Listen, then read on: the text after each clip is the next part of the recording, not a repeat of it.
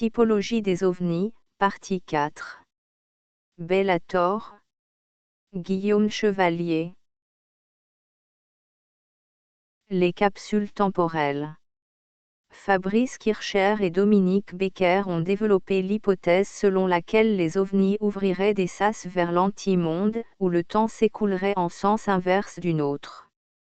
Extraterrestres viennent-ils de l'antimonde? 2005. Les ovnis nous révéleraient ainsi notre futur, aux rencontres rapprochées des deux lignes du temps de l'antimonde et de notre monde, et représenteraient des capsules temporelles. La fonctionnalité des capsules temporelles est de témoigner et de transmettre leurs précieux rouleaux, à l'abri de l'action du temps. Confère. Les ovnis, Laboratoire du futur, Michel Picard, 2002.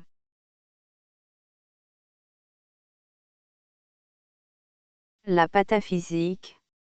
Selon Alfred Jarry, Laval 1873 Paris 1907, dramaturge, poète, écrivain, romancier, Alfred Jarry créateur de la pièce de théâtre Uburois, 1895, la pataphysique, dont il est l'inventeur, est la science des solutions imaginaires, qui s'étend aussi loin au-delà de la métaphysique, que la métaphysique au-delà de la physique.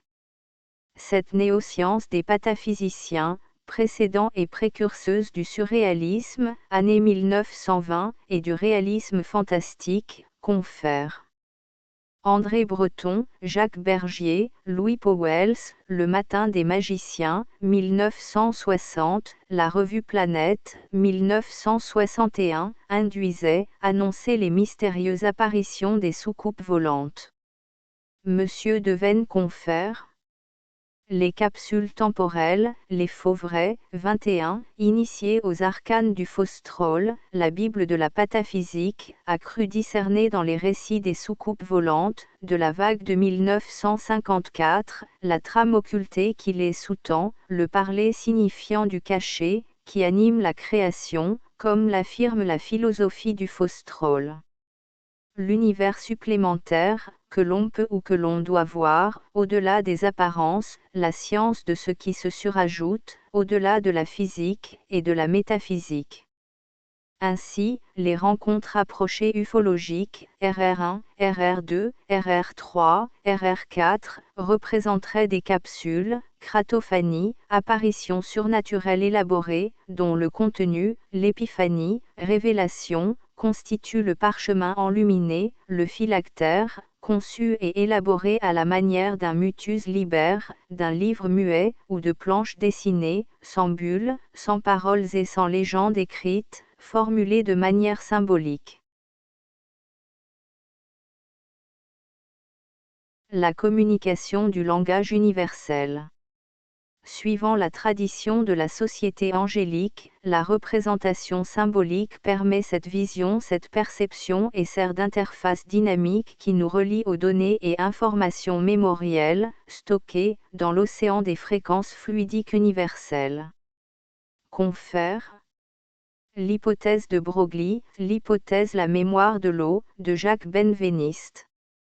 Le langage universel des signes et symboles est compréhensible, ou accessible à tous, malheureusement peu en sont familiers, et sont associés, par nos contemporains agnostiques, à un mode d'expression obsolète, occulte, superstitieux, voire religieux.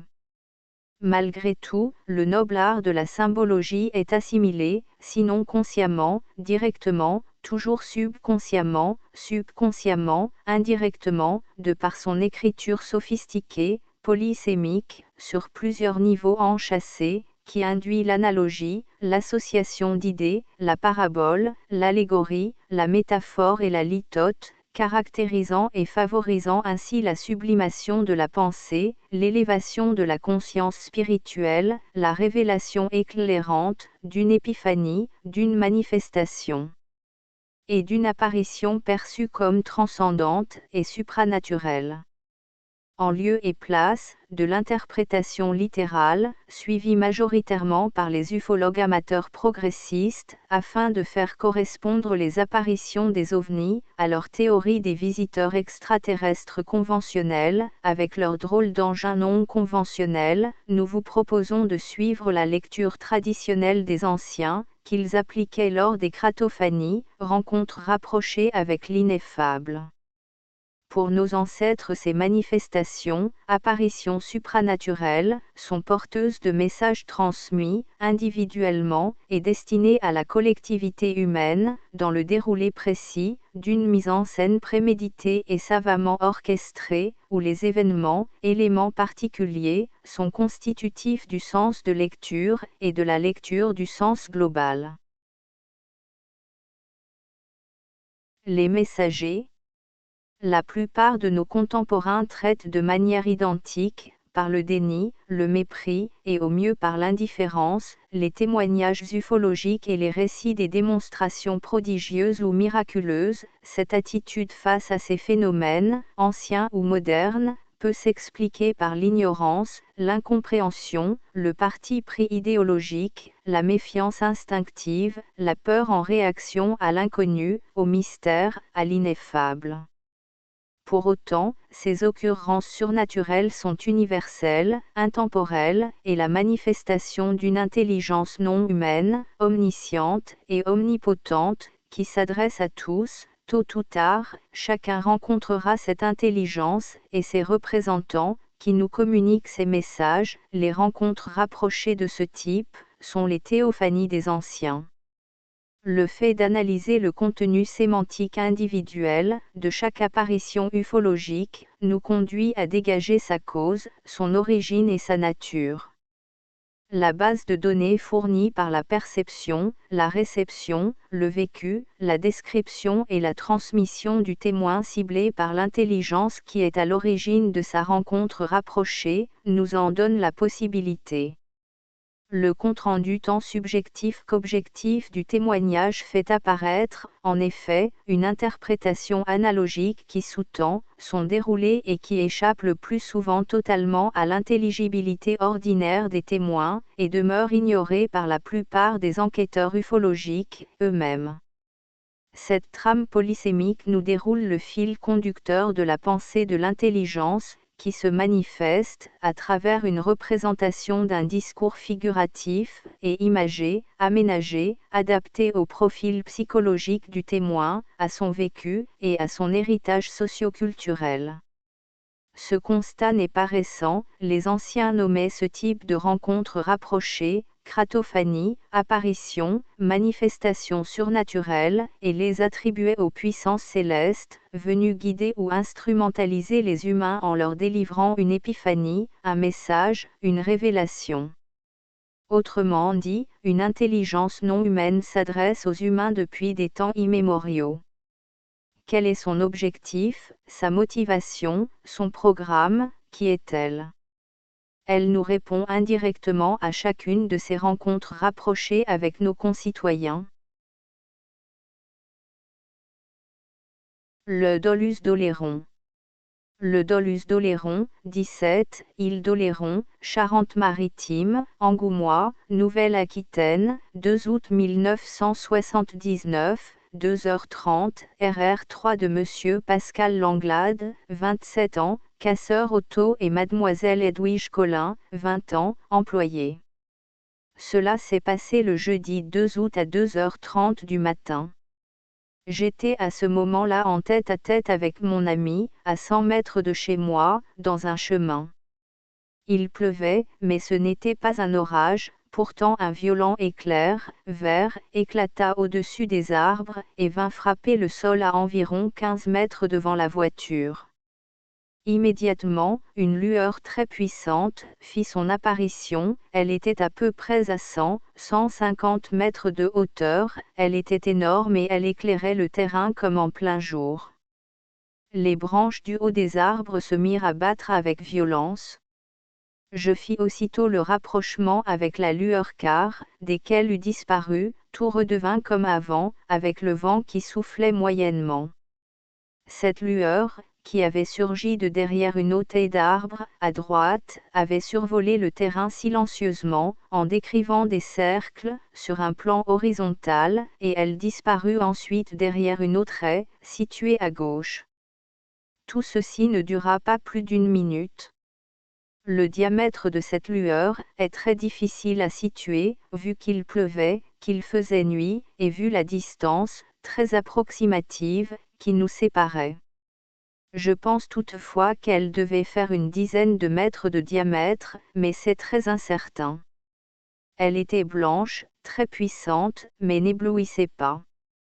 Bien que ce que j'avais vu fût très bizarre, je ne fus pas très impressionné. Par contre, Edwige était inquiète, et cela n'allait pas s'arranger par la suite, car pas moins de 2 minutes plus tard, alors que j'étais couché sur le siège de la voiture, et qu'elle était assise, elle me dit, comme ça, qu'elle voyait quelque chose bouger. Moi qui ai l'habitude de la carrière, je sais qu'il y a beaucoup de lapins, et d'animaux qui se promènent par ici. Je me suis donc relevé et alors, j'ai aperçu tout autre chose. C'était devant, à gauche, à 20 mètres à peu près de la voiture, et ça ressemblait à un pain de glace, d'une hauteur peut-être de 80-90 cm de haut sur 30-40 cm de côté. Il avait l'air transparent, d'une couleur verte très claire, et il brillait un peu comme un verre luisant. Cela avançait vers la haie de gauche tout droit, et épousait sans doute la forme des pierres, ou bien flottait à ras le sol, il n'allait pas plus vite qu'un homme marchant normalement.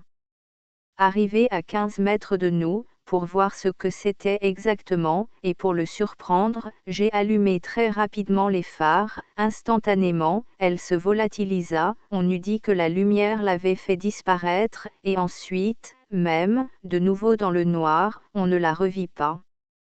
Maintenant, Edwige commençait à avoir vraiment peur, et peut-être un quart d'heure après la disparition du pain de glace, nous décidâmes de rentrer chez nous. Je sortis donc du chemin, en marche arrière, phare rallumé. Après l'avoir fait, et alors que j'étais prêt à repartir en marche avant, nous nous aperçûmes que toute une partie du terrain d'en face, et de la carrière, à une distance de 200 mètres, était éclairée.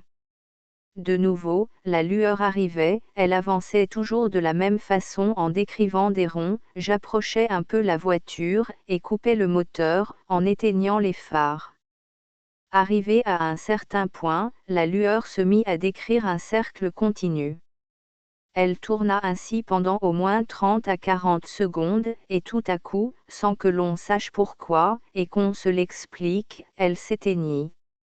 Brusquement, de la clarté, nous retombions dans l'obscurité. C'est alors que je vis, qu'à la place de la lueur, il y avait autre chose. C'était une ouverture, créée peut-être par une porte coulissante, d'une hauteur de 2 mètres sur peut-être 1,50 m de largeur. L'intérieur était très éclairé, d'une lumière très blanche, qui me permettait malgré la pluie, qui tombait, de voir des détails. Il y avait un escalier, qui descendait à terre, de 4 ou 5 marches, au milieu, il y avait une forme humaine, qui semblait parler à une autre, qui se tenait à l'entrée, et à une troisième, qui se trouvait au fond de ce qui me semblait être une pièce ronde. À hauteur de ceinture de ce dernier, il y avait sur la paroi, derrière lui, un bord comme le formeraient 2 assiettes, que l'on poserait à l'envers l'une sur l'autre. Je ne pouvais distinguer que l'intérieur, le reste était plongé dans l'obscurité, mais logiquement, de l'extérieur, de jour, ça devait ressembler à cette forme. Pour mieux voir, j'ai alors décidé, malgré la peur d'Edwige d'aller voir de plus près, j'ai démarré et roulé, phares éteints. Arrivé au virage, j'ai allumé. Arrivé sur les lieux, il n'y avait plus personne, plus rien, tout avait disparu. Le lendemain, j'ai été voir avec mon père, on n'a trouvé aucune trace, bien que le terrain, dans cette partie soit boueux et très meuble. Témoignage de Monsieur Langlade Pascal du 13 août 1979. Monsieur Pascal Langlade paraît être un homme bien équilibré, et dans l'ensemble assez sérieux. Il s'occupe de la casse-auto avec son père. Il se marie au mois d'octobre prochain avec Edwige Collin, second témoin. Il ne lit pas de romans de science-fiction, et ne s'intéresse pas du tout aux ovnis, ni depuis son aventure. D'ailleurs il n'en a parlé qu'à 2 personnes, son père et un cafetier, qui est venu voir s'il y avait des traces. Ce n'est pas Pascal qui a fait les démarches à la mairie, et à la gendarmerie, il ne voulait pas se faire ridiculiser, c'est donc son père qui l'a fait, car il savait que lorsque l'on voit des choses comme son fils avait vu, il fallait le signaler. Pascal m'a fait son récit à ma première visite, 12h15, 13h30, il avait du mal à expliquer, à trouver les mots pour raconter son aventure, car son histoire est non des moins surprenantes.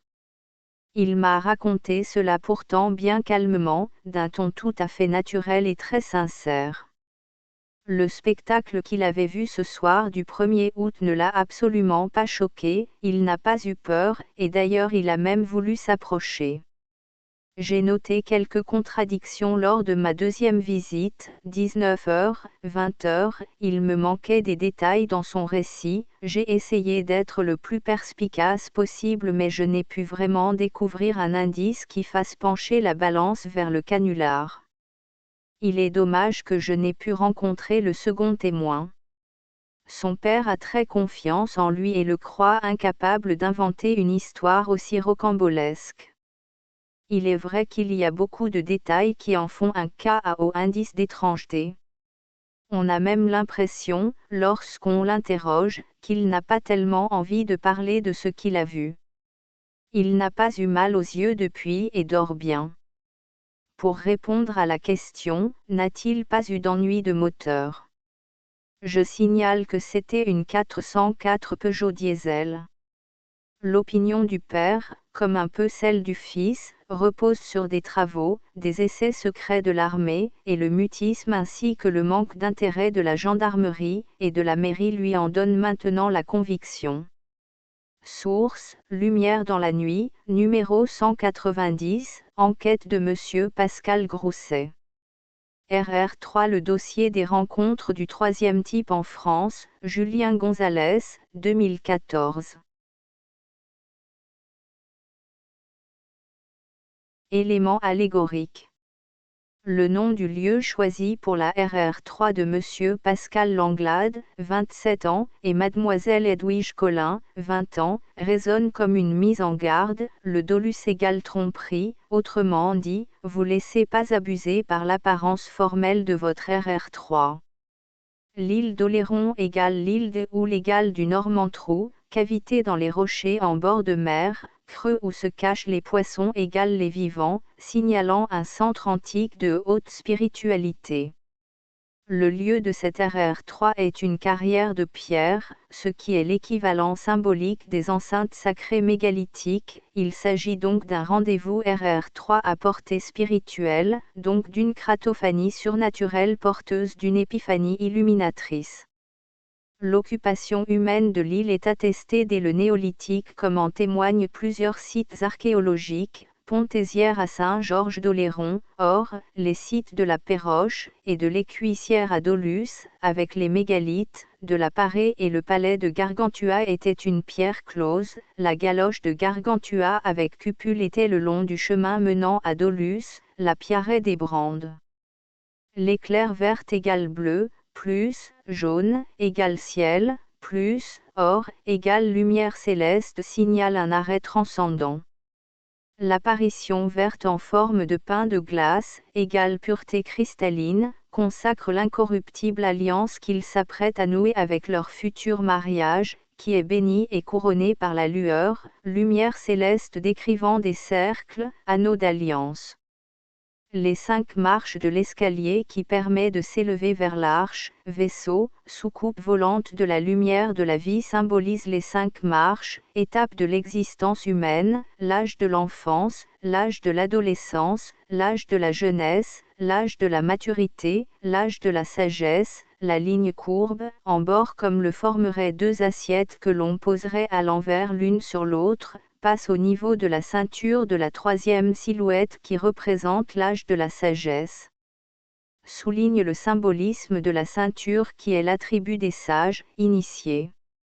La silhouette, qui stationne sur la marche médiane de cet escalier, correspond à l'étape où sont parvenus les deux témoins Monsieur Pascal Langlade, 27 ans, et Mademoiselle Edwige Collin, 20 ans, l'âge de la jeunesse, et elle regarde en direction des deux autres silhouettes, pour leur indiquer les deux prochaines étapes, qu'ils devront atteindre dans leur existence, vers la pleine lumière de la conscience, l'éveil, l'âge de la maturité et l'âge de la sagesse.